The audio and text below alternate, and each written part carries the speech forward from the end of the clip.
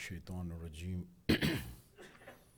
بسم الله الرحمن الرحيم الحمد لله الذي كان موجودا قبل حدوث الأشياء ويبقى بعد فناء الأشياء تفرد بالأولية والقدم وسما كل شيء ما أداه بالفناء والعدم كما قال عز شانه كل شيء هالك إلا وجهه وكل نفس ذائقة الموت وقال كل من عليها فان ويبقى وجه ربك ذو الجلال والإكرام سبحان من لا يخفى عليه اختلاف النيات ولا يعزب عنه معاصي العباد في الخلوات سبحان الله الذي منه خلقه العباد وإليه المعاد فمن يعمل مثقال ذرة خيرا يرى ومن يعمل مثقال ذرة شرا يرى نشهد أن لا إله إلا هو الملك الذي لا ينازع في ملكه ولا يضاد في حكمه يعذب من يشاء بما يشاء كيف يشاء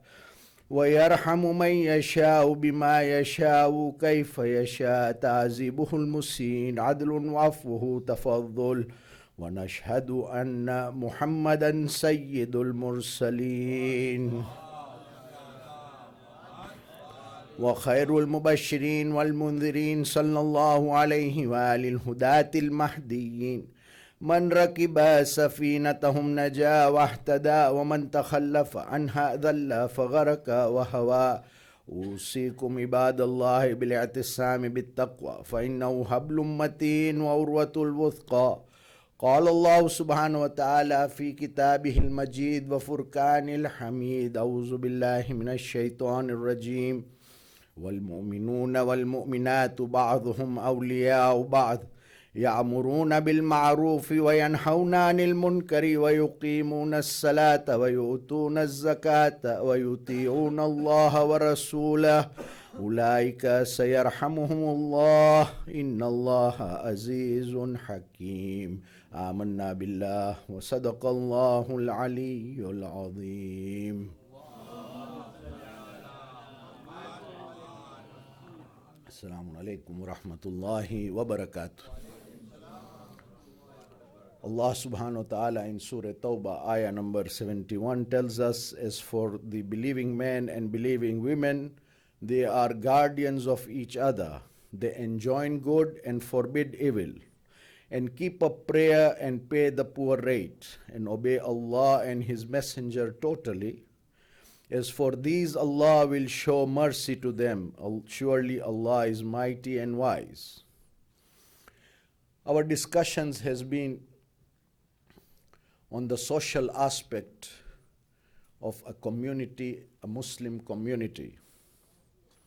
And Allah subhanahu wa ta'ala in this particular verse addresses the 5 qualities that are required, or rather 5 principles that are required for a Muslim community, first of which being Amr-bil-Ma'rouf, enjoining good, Nahi-anil-Munkar, forbidding evil, Aqam as-salat, establishing prayer, Ata az-zakat, giving of charity as well as obligatory zakat, Ati'ullaha wa Rasulu, total obedience to Allah and His Messenger. These are the 5 principles that Allah enlists for a Muslim community. And for those who uphold these 5 principles, Allah promises mercy from Himself. Our discussion has also been on the Azadari of Abu Abdullah al-Husayn salawatullahi wa salamu alayh. And based on his mission statement that he wrote as a Wasiyat to his brother Mohamedraza, in which he gives us 4 main reasons, and we have been discussing this, where he says first is his negation, that he does not or did not rise because of any form of adventure, any form of pride or arrogance, creating of any mischief in society, or for oppressing anyone.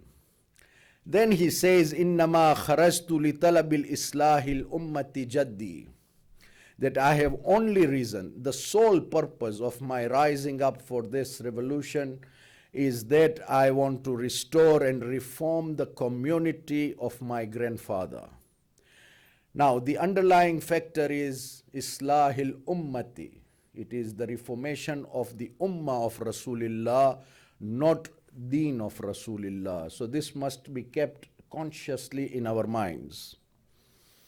And we have also discussed some aspects that Azadari itself is a binding factor for us, especially when we go to places where we don't see a community of our own.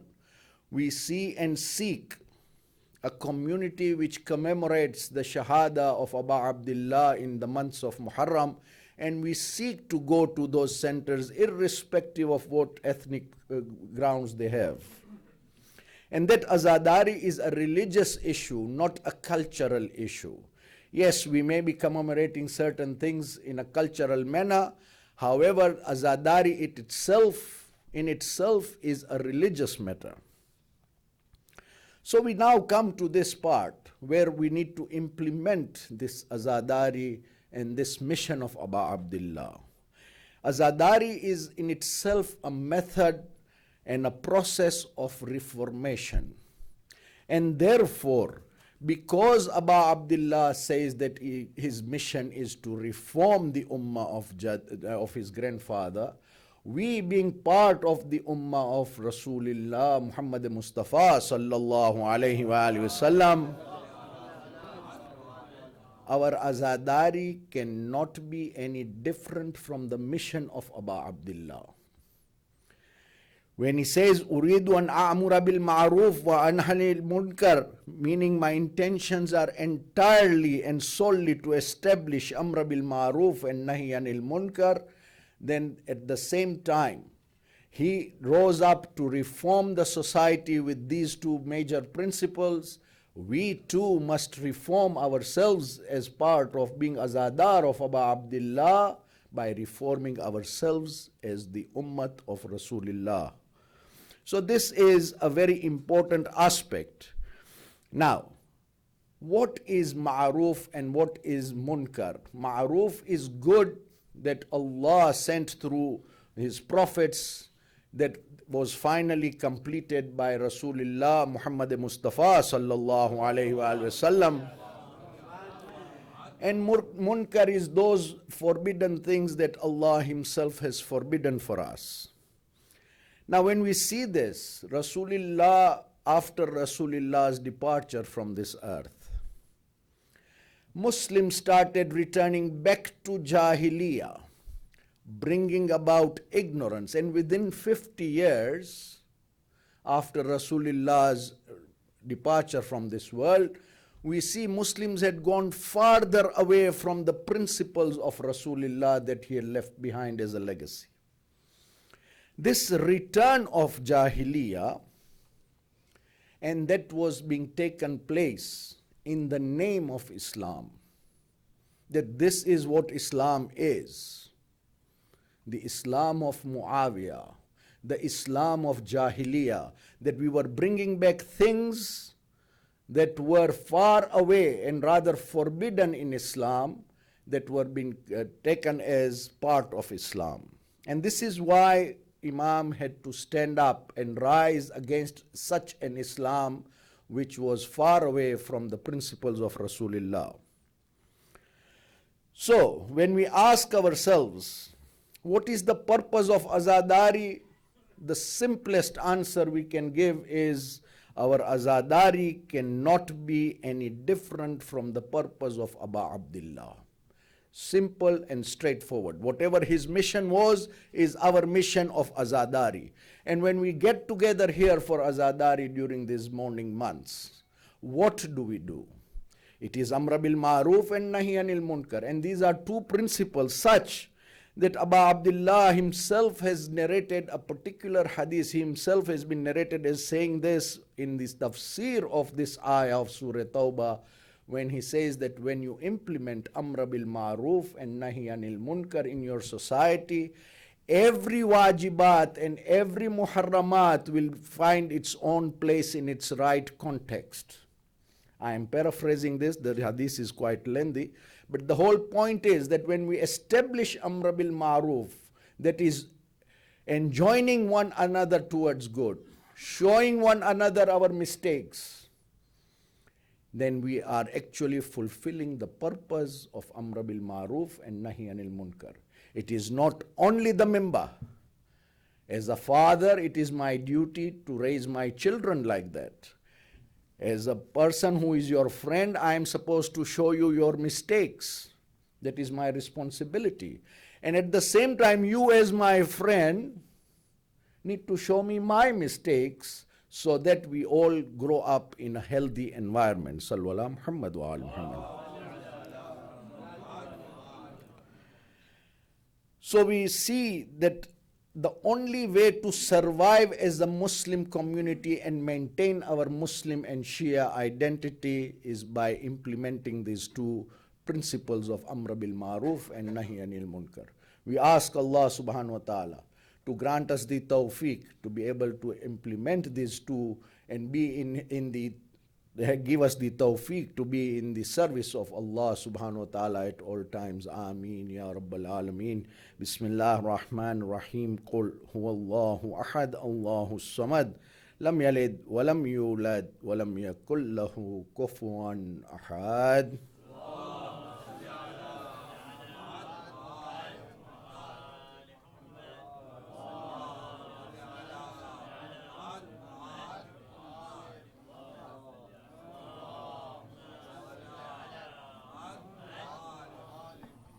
Assalamu alaikum wa rahmatullahi wa barakatuh.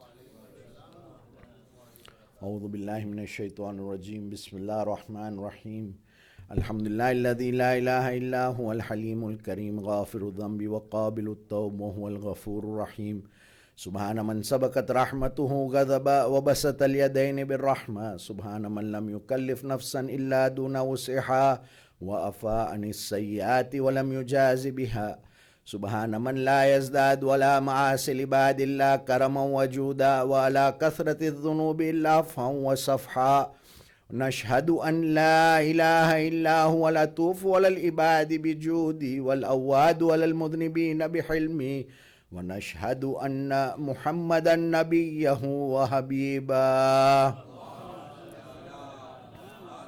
سيد المرسلين وشفيع المذنبين بعثه رحمة للعالمين صلى الله عليه وآله الداعين إلى سبيل الله بالحكمة والموعظة الحسنة قادة الأمم وأولياء النعم ومعدن الرحمة. Mu'mineen, for the last couple of weeks we have been discussing the Azadari of Abu Abdullah and how we can reform ourselves.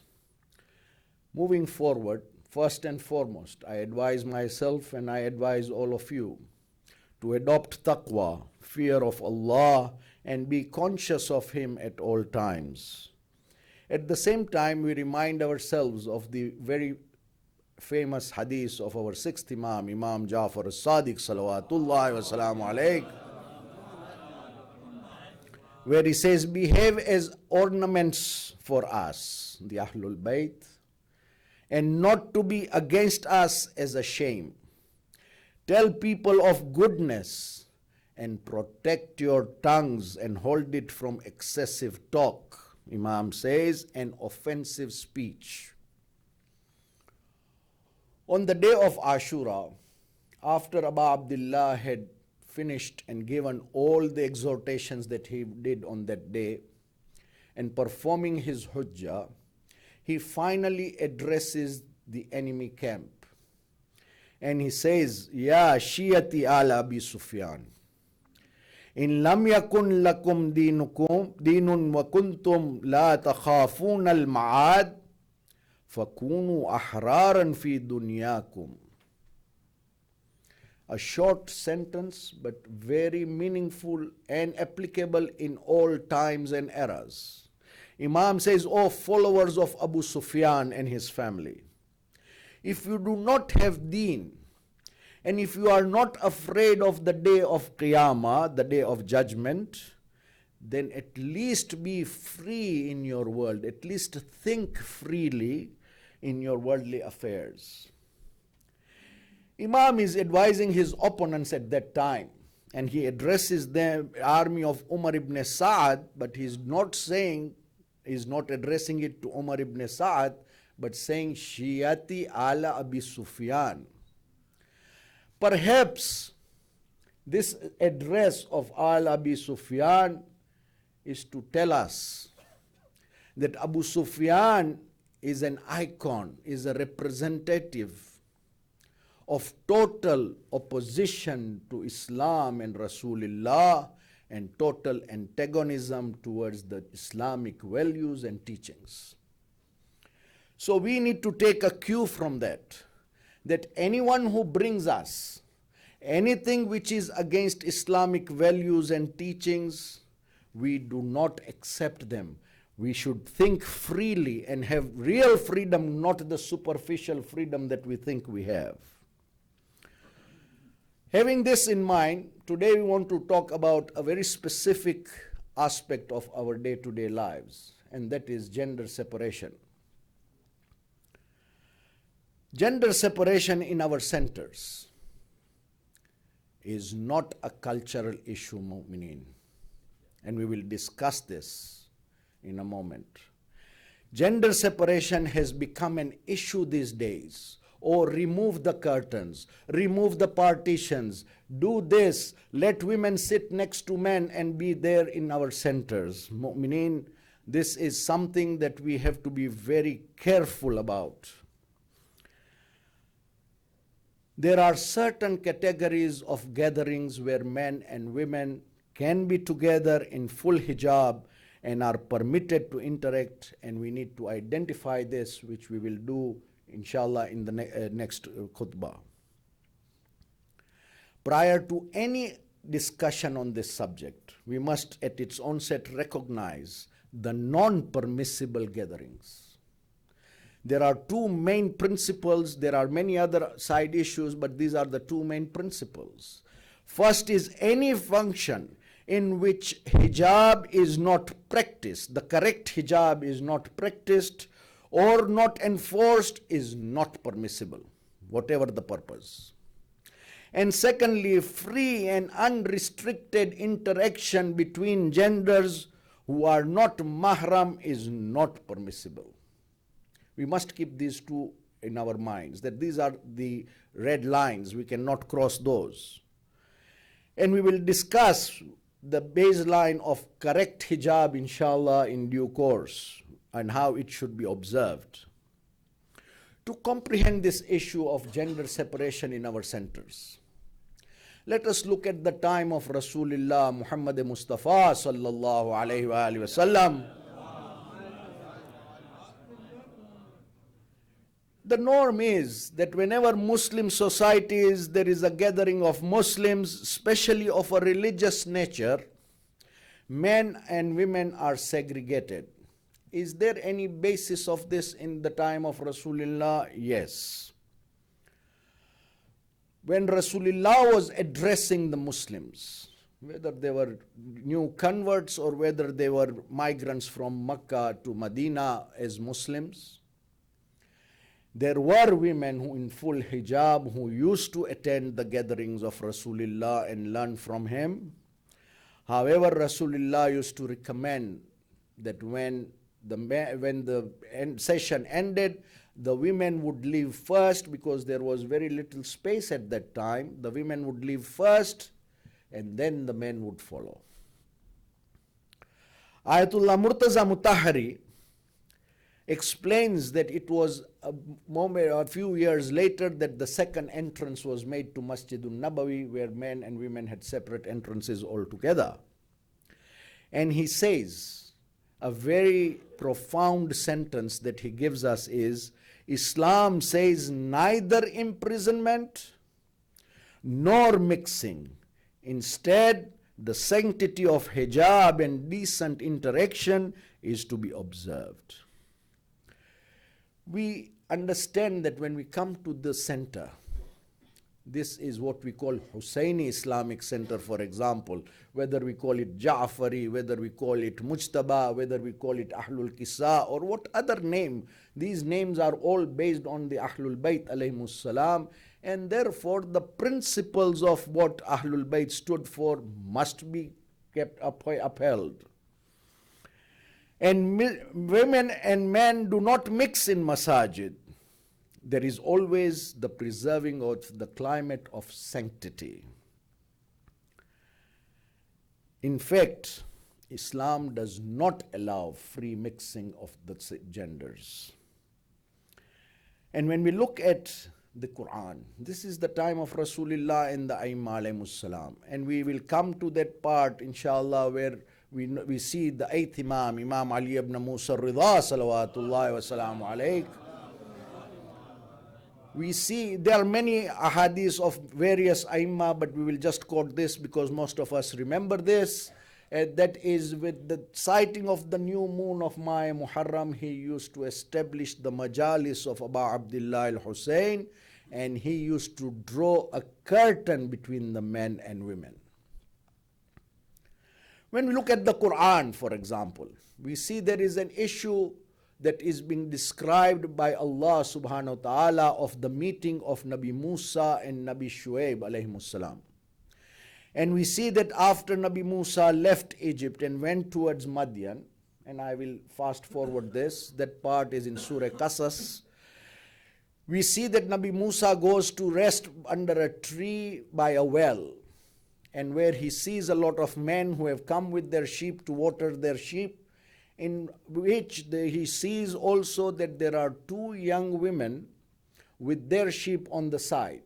So he asks them, why are you not watering your sheep? And they respond that we cannot water our sheep until these shepherds move away from the water well. So as if this is what the explanatory tafsir of this ayahs are, that as if to answer in an unspoken question, Nabi Musa is, this is not part of the ayah. It says, why you as ladies are doing this job when it should be done by the men in your family? And they respond. The response is part of the Quran where it says, and our father is a very old man, so he cannot do this himself.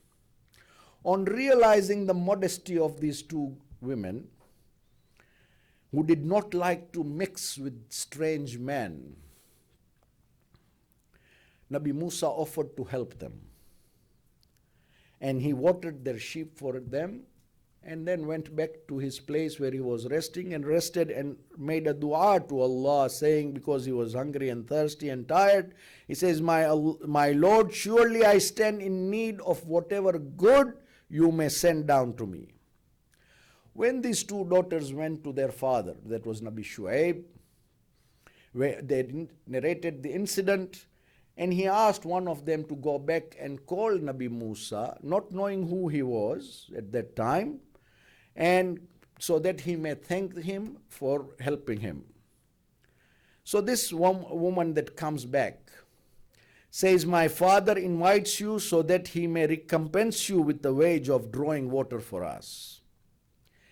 As she began to lead the way to their home, Nabi Musa said, wait. Says, you walk behind me and guide me from the rear. I will walk ahead of you. Why? Because Nabi Musa says this. He says, because we of the household of the prophets do not look at the backs of women. Once they reach Shuaib's house, Nabi Musa narrates what happened in the time of Fir'aun and why he had to go. And Nabi Shuaib tells him not to be afraid, and that he is now in safe and there are no unjust people around.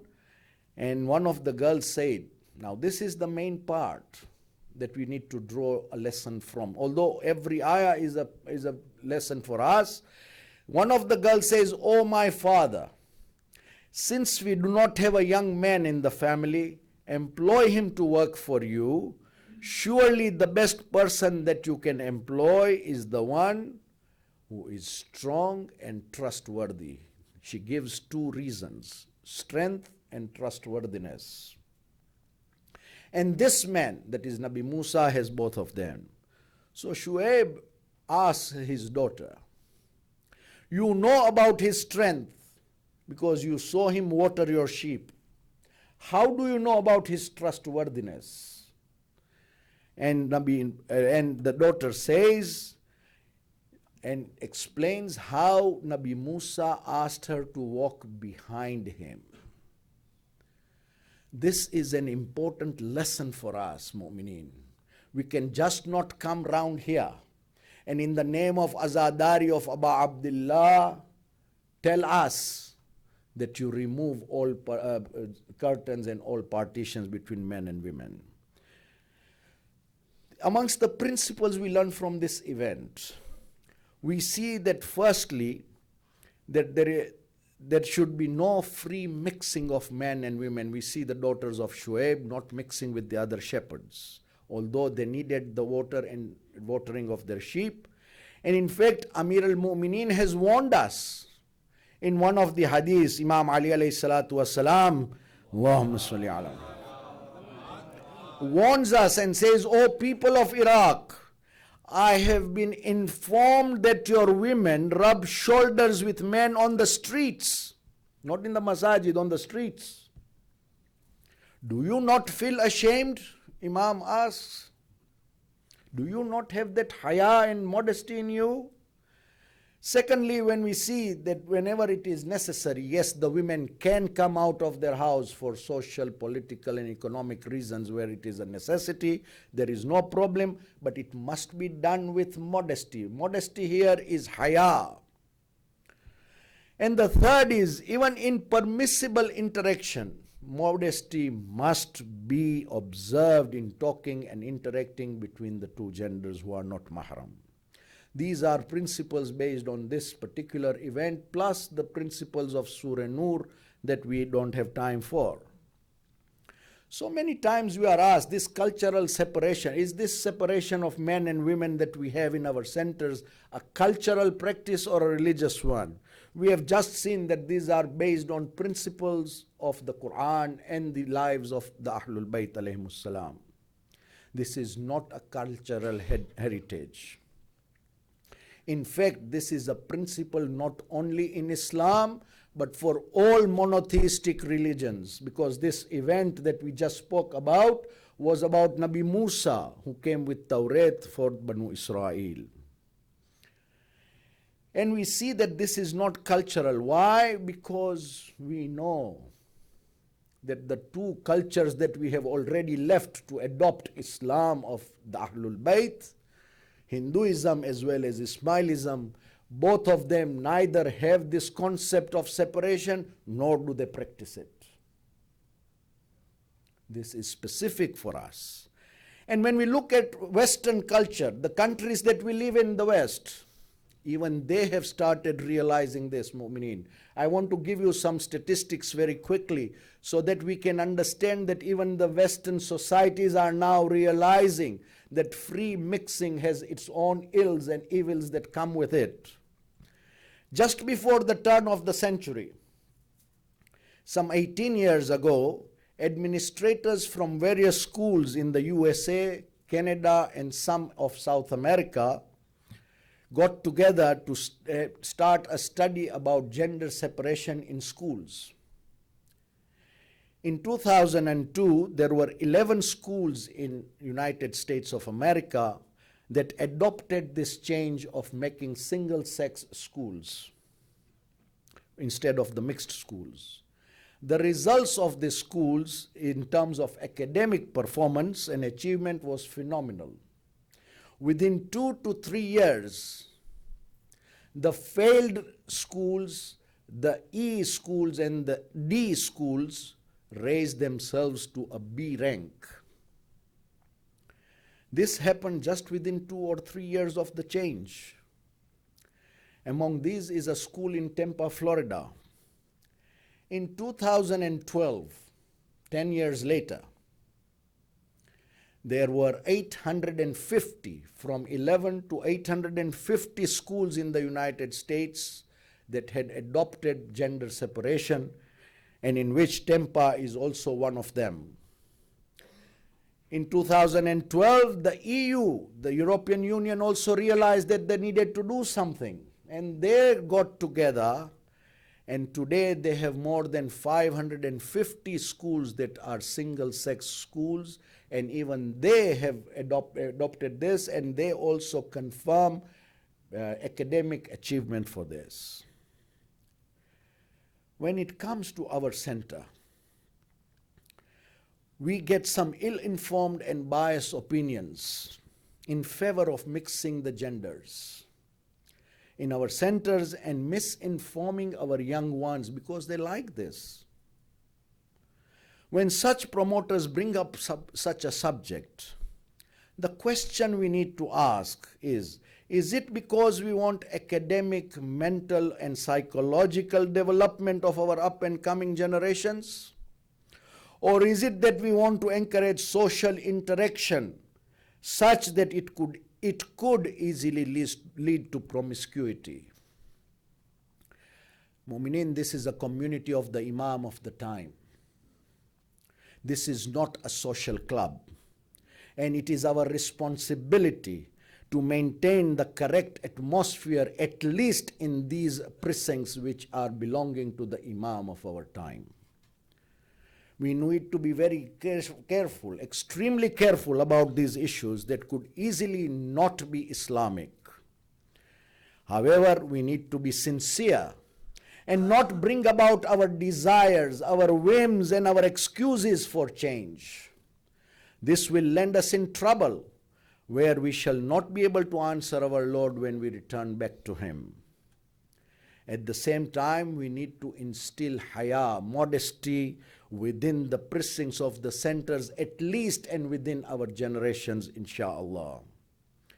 Instead of educating and encouraging our children from being separate and having modesty and haya in them, even outside the precincts, we come down and say that we need to be part of the Joneses and mix them. This is not acceptable. We ask Allah subhanahu wa ta'ala to grant us the tawfiq, to be in His obedience at all times, and shun all disobediences at all times, and have the sincerity of intentions at all times. Ameen ya Rabbal Alameen. Bismillah ar-Rahman ar-Rahim. Inna Allaha wa malaikatahu yusalluna ala nabi. Ya ayyuhalladhina amanu sallu alayhi wa sallimu taslima.